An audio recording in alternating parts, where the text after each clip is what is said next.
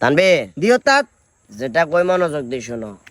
মুরগির হইর বাইসতে দেখছো না? দি আঁশের হইর বাইসতে দেখছো না? দি মুরগির হইর বাইসতে সোজা, কিন্তু আঁশের হইর বাইসতে একটু কঠিন। দি এলাকার কিছু কিছু লোক আছে, ওগুলোরে বাঁচিয়ে লাইতে হবে, যদিও একটু কঠিন তাও বাঁচিয়ে লাইতে হবে। আচ্ছা ঠিক আছে দিও তাত আমার পিছনে কিন্তু ভিতরে ভিতরে শত্রু লাগে গেছে, বুঝলি? চেয়ারম্যান সাহেব আসতে, আপনার লোক আর কিছু কথা আছে।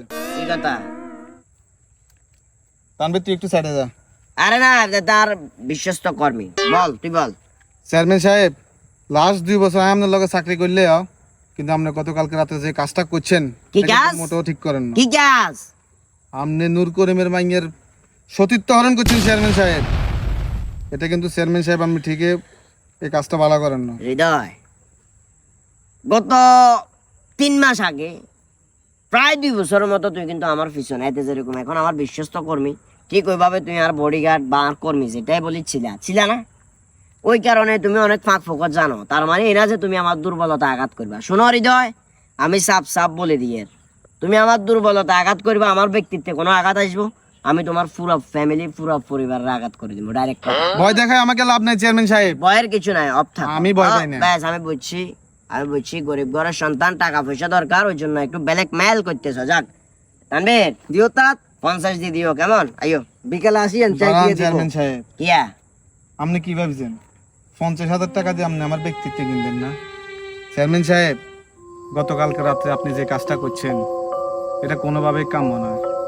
আপনি একটাবার চিন্তা করেন, আপনি যে মেয়েটার সতীত্ব নষ্ট করছেন ওই মেয়েটার জায়গায় যদি আমি নিজের মাইনে হইতো, আপনি কি বাফে হাঁটতেন চেয়ারম্যান সাহেব এই কাজটা করতে? কখনোই হাঁটতেন না। আপনি হয়তো বা এখন কইবেন গরিব গরে হলাই আর মুখে তো ধর্মের গান কিনলে বাইর হয়তো টাকালে, কিন্তু না চেয়ারম্যান সাহেব, একমাত্র সৎভাবে চলাফেরা করবেন না বলে আমি নতুন বার হয়ে গেছি। চাকরি বাকরি করবো, নিজের ঠিকঠাক রাখি, ঠিক মতো চলাফেরা করবো, এই একটাই আর উদ্দেশ্য ছিল।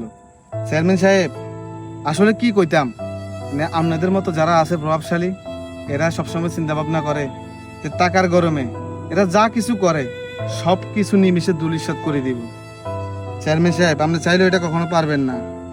আর এই যুদ্ধে আপনার বিরুদ্ধে যে প্রতিবাদ আমি গড়ে তুলবো চেয়ারম্যান সাহেব, এই প্রতিবাদ শুধু আমি একা না, আমার সাথে পুরো গ্রামবাসী থাকবে যেভাবেই হোক।